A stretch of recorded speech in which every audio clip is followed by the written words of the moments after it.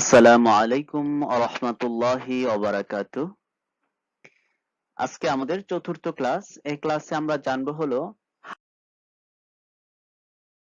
কোশ্চেনটা আমাদের short note হিসেবে এসেছে। এর মধ্যে থেকে আমরা জানবো হলো হাই রিস্ক প্রেগন্যান্সিটা কি, আর কখন কখন এই হাই রিস্ক প্রেগন্যান্সিটা হয়, কি কি ফ্যাক্টর রয়েছে, কি কি কজের কারণে হাই রিস্কটা হয়। তাহলে আমরা শুরু করি। প্রথম জেনে নেই হাই রিস্ক প্রেগন্যান্সি জিনিসটা। এটা হলো high risk pregnancy is defined. High risk pregnancy কে সংজ্ঞায়িত করা যায় as one which is complicated by factor, যে কেউ কিছু ফ্যাক্টর দ্বারা জটিল অবস্থার মধ্যে পড়ে, অথবা ফ্যাক্টরস এমন কতগুলো উপাদান that adversely affect, যেটা খারাপভাবে প্রভাবিত করে the pregnancy outcome, প্রেগন্যান্সির ফলটাকে। অর্থাৎ প্রেগনেন্ট হওয়ার পরে যে ফলটা পাওয়া যাবে, যে বেবিটা পাওয়া যাবে, সেটার উপরেও একটা খারাপ প্রভাব ফেলে। যেই ফ্যাক্টর গুলাই কি হলো হাই রিস্ক। এখন আমরা ওই ফ্যাক্টর গুলাই অর্থাৎ যে কজ গুলাই রয়েছে সেটা যদি জেনে নেই, তাহলে কিন্তু আমাদের এই পুরো বিষয়টা একদম ক্লিয়ার হয়ে যাবে। তাহলে আমরা সেই ফ্যাক্টর গুলাই জেনে নেই।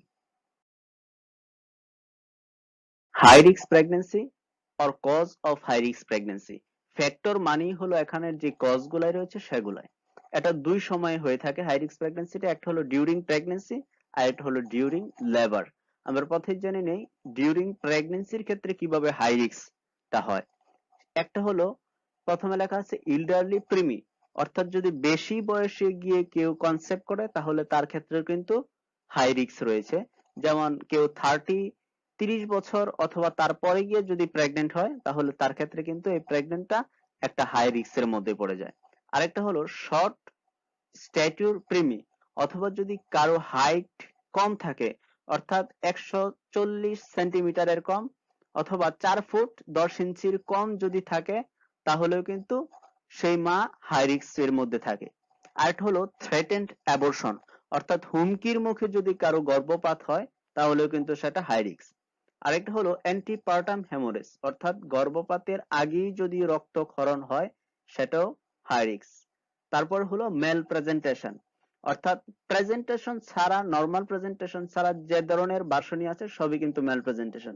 অর্থাৎ ভার্টেক্স প্রেজেন্টেশন ছাড়া অন্য যে breech presentation, shoulder presentation, compound presentation, ওই সবগুলাই মেল প্রেজেন্টেশন।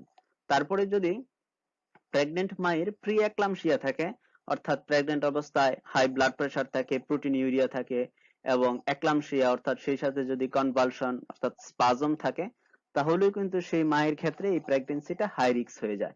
এবং যদি মা এনিমিয়ায় ভোগে, অর্থাৎ রক্ত স্বল্পতা থাকে, তাহলেও কিন্তু সেটা হাই রিস্ক। ইল্ডারলি গ্র্যান্ড মাল্টিপ্যারাস, অর্থাৎ মা যদি যে কনসেপ্ট করেছে সে যদি বেশি বয়সে কনসেপ্ট করে এবং যদি তার পূর্বে আরো 4টা বা তার বেশি বাচ্চা কনসেপ্ট করার হিস্ট্রি থেকে থাকে। গ্র্যান্ড মাল্টিপ্যারাস হলো এ উমেন হু কনসেপ্ট মোর দেন 4 টাইমস, অর্থাৎ এমন মাকে গ্র্যান্ড মাল্টিপ্যারাস বলা হয় যে 4বারের বেশি আগে কনসেপ্ট করেছে। তারপর টুইন এন্ড পলিহাইড্রোমিয়াস, যদি যমজ বাচ্চা থাকে অথবা পলিহাইড্রামিয়াস, অর্থাৎ অ্যামনিওটিক ফ্লুইডের পরিমাণ বেশি থাকে। তারপর হলো history of previous stillbirth, যদি পূর্বে মৃত বাচ্চার হিস্ট্রি থাকে অথবা ইন্ট্রাইউটেরাইন ডেথ থাকে, বাচ্চা ইউটেরাসের ভিতরে মারা যায়, অথবা ইন্ট্রাইউটেরাইন গ্রোথ রিটার্ডেশন, বাচ্চার গ্রোথ যদি ঠিকমতো না হয়, অথবা manual removal of placenta. Manual removal placenta হলো যদি প্লাসেন্টাটা নরমালি থার্ড স্টেজে এসে 30 মিনিটের মধ্যে সেটা এক্সপulsion হয়ে যায়। যদি সেটা না হয় এবং সেটা যদি ইউটেরাসের ভিতরে হাত দিয়ে প্লাসেন্টাটা বের করা লাগে, সেটাকে কিন্তু বলা হয় যে ম্যানুয়াল রিমুভাল অফ প্লাসেন্টা। এই ফ্যাক্টর যদি হয় তাহলে কিন্তু মা হাই রিস্কের মধ্যে থাকবে।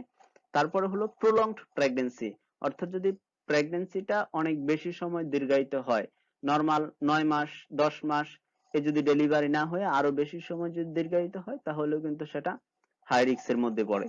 তারপর হলো history of previous caesarean section, যদি পূর্বে কোনো ডেলিভারির সময় সিজারিয়ান সেকশন লেগে থাকে এবং ইনস্ট্রুমেন্টাল ডেলিভারি, অর্থাৎ এই যে নিচে যে ফিগার গুলাই দেওয়া রয়েছে, প্রথমটা হলো ভেন্টুয়াস ডেলিভারি, পরেরটা হলো ফরসেপস ডেলিভারি, এগুলো কিন্তু ইনস্ট্রুমেন্ট দিয়ে ডেলিভারি করা হয়েছে। এরকম ডেলিভারি এবং পূর্বে যদি সিজারিয়ান সেকশন মায়ের থাকে তাহলে কিন্তু সেগুলো হাই রিস্কের মধ্যে পড়ে। Pregnancy associated with medical disorder, যদি প্রেগনেন্ট অবস্থায় কিছু মেডিকেল ডিসঅর্ডার থাকে, মেডিকেল ডিসঅর্ডার বলতে এখানে হাইপারটেনশন, গ্যাস্ট্রেশনাল ডায়াবেটিস মেলিটাস, এই রোগগুলাই যদি ওই প্রেগনেন্ট অবস্থায় থাকে তাহলেও কিন্তু মা হাই রিস্কের মধ্যে থাকে। এগুলাই ছিল প্রেগন্যান্সি অবস্থায় হাই রিস্ক। এখন হলো ডিউরিং লেবার অর্থাৎ গর্ভপাতের সময়, ডেলিভারির সময় হাই রিস্ক গুলাই কি কি হতে পারে। এক হলো প্রিম্যাচিউর রাপচার অফ মেমব্রেন, অর্থাৎ যে সময় অ্যামনিওটিক স্যাক এর মেমব্রেনটা রাপচার হওয়ার কথা তার আগে যদি রাপচার হয়ে যায় তাহলে কিন্তু সেটা হাই রিস্কের মধ্যে পড়ে। তারপর হলো প্রলংড লেবার, অর্থাৎ যদি বেশি সময় ধরে এই গর্ভপাতটা অর্থাৎ ডেলিভারিটা বেশি সময় ধরে চলে, যেমন অন্যান্য ফার্স্ট সেকেন্ড থার্ড স্টেজের মধ্যে 2 ঘন্টা 30 মিনিট, প্লাসেন্টার ক্ষেত্রে 30 মিনিট আর মান্টির ক্ষেত্রে 5 মিনিট, এর চেয়ে বেশি সময় যদি প্রত্যেকটা স্টেজে লাগে তাহলেই কিন্তু সেটা হলো প্রলংড লেবারের মধ্যে পড়ে যায়, এটাও কিন্তু হাই রিস্কের মধ্যে পড়ে।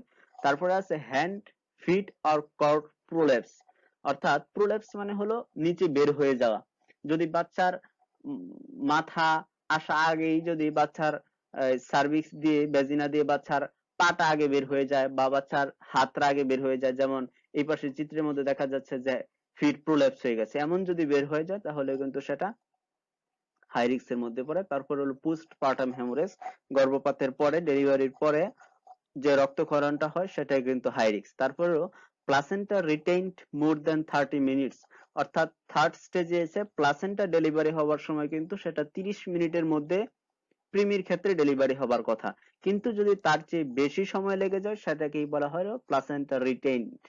তার ফলে পিউরপেরিয়াল সেপসিস আর ফিভার, যদি ডেলিভারি হওয়ার 42 দিনের মধ্যে পিউরপেরাল ফিভার অর্থাৎ জ্বর থাকে এবং সেপসিস অর্থাৎ কোনো ধরনের জেনিটাল অর্গানের মধ্যে কোনো ধরনের ইনফেকশন হয়, সেগুলোই কিন্তু এই হাই রিস্ক প্রেগন্যান্সি।